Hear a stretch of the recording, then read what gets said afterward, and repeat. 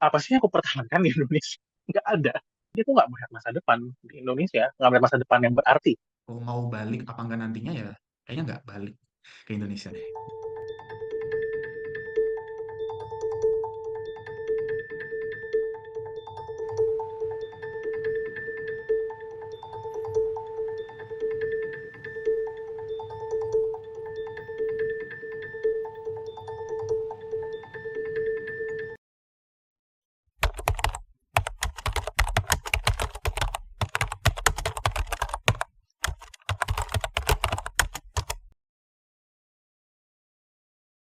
Kalau menurut saya, soal satu hal yang sering disalahpahami, kabur aja dulu. Banyak yang dengar istilah itu langsung mikir, wah ini anak muda nyerah, lari dari tanggung jawab. Tapi buat saya, jika dikaitkan dengan nasionalisme, kabur aja dulu itu bukan berarti kabur aja deh atau kabur aja lah. Ada kata dulu. Di situ artinya ini tuh sementara. Ini jeda, ini bukan pelarian, tapi persiapan. Kita semua pernah capek, kita semua pernah jenuh, pernah ngerasa nggak didengar. Tapi bukan berarti kita berhenti peduli. Kadang kita perlu pergi dulu supaya bisa kembali dengan lebih kuat. Lihat aja Bapak B.J. Habibie, beliau kabur ke Jerman bukan karena nggak cinta Indonesia, tapi karena beliau tahu, kalau mau bantu negeri ini, gue harus belajar dari dunia luar dulu. Dan ketika beliau pulang, beliau bawa teknologi, bawa visi, dan sempat jadi presiden. Itu bukan kabur, itu strategi. Atau Megawati Hangestri, atlet voli kita. Dia main tuh di luar negeri, bersaing di liga internasional, tapi tiap kali dia tampil, dia selalu mengemban, membawa nama Indonesia tetap di bawah di dadanya. Dia pergi tapi nggak pernah lupa pulang, bahkan pulangnya bawa segudang prestasi. Jadi buat saya, kabur aja dulu adalah bentuk nasionalisme yang jujur. Nasionalisme yang tahu kapan harus mundur sejenak supaya bisa maju lebih jauh. Kita nggak harus nempel terus di tanah air untuk bisa cinta. Kadang kita perlu jarak supaya bisa melihat lebih jelas. Dan ketika kita kembali, kita bukan cuma pulang, kita pulang dengan sesuatu yang bisa kita bagi. Jadi, kalau ada yang bilang kabur aja dulu, itu bentuk pengkhianatan, saya akan bilang justru itu bentuk cinta yang paling realistis. Kalau menurutmu, kabur aja dulu versimu.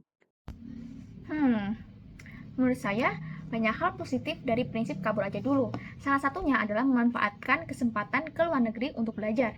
Di negara lain, kita bisa mempelajari teknologi, ilmu pengetahuan, maupun sistem yang sudah lebih maju, lalu mempraktekannya di Indonesia.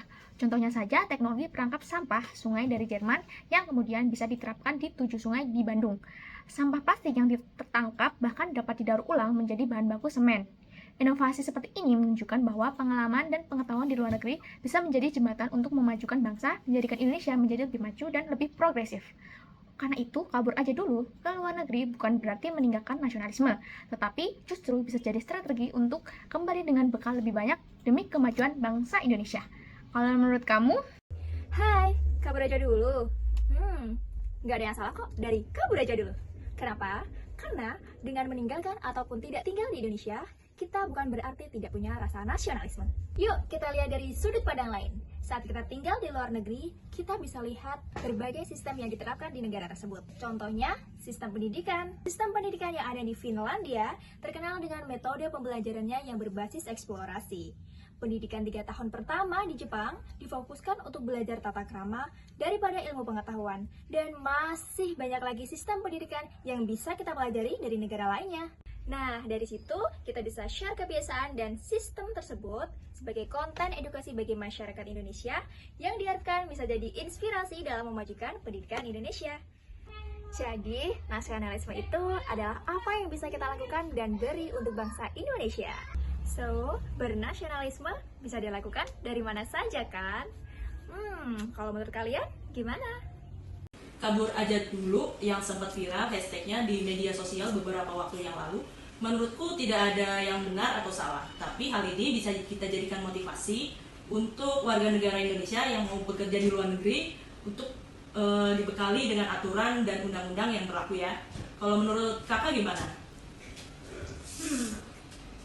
Banyak yang negatif ya. Tapi kalau menurut saya, kabur aja dulu bisa dipandang dari sisi lain yang positif.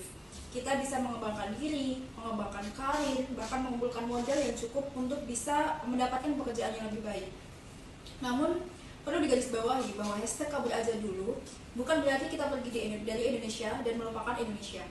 kita bisa meniti karir di luar negeri hingga menjadi ekspert di bidangnya dan bisa mengharumkan nama Indonesia di kancah dunia. Kita juga bisa mengumpulkan modal, lalu pulang ke Indonesia, membuka usaha, membuka lapangan kerja, sehingga bisa mengembangkan Indonesia dengan lebih baik lagi. Kalau menurut kamu? Kalau menurut saya, bagus sih konsepnya. Aku mau menggarisbawahi yang dibilang Noima tadi. Contohnya kuliah. Ada pepatah bilang, tuntutlah ilmu sampai ke negeri Cina. Yang dimana kita tahu, emang kampus-kampus di luar negeri itu lebih banyak yang lebih bagus daripada di dalam negeri. Tapi tetap ingat ya ketujuan awal, cuma bersekolah, tidak menetap. Jadi kita akan balik lagi ketika sekolah kita sudah selesai. Kabur aja dulu, boleh, tapi balik lagi ya.